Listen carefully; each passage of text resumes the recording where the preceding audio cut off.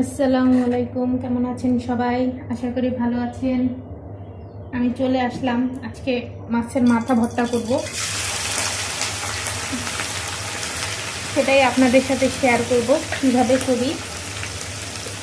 একটু লবণ দেব,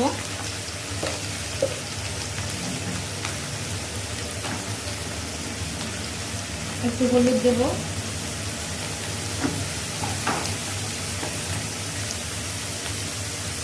ধনে জিরা দেবো,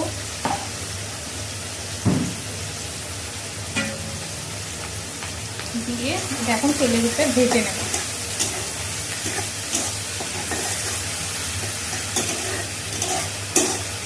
এটা একবারে আমি লাল লাল করে মশমশা করে ভেজে নেব।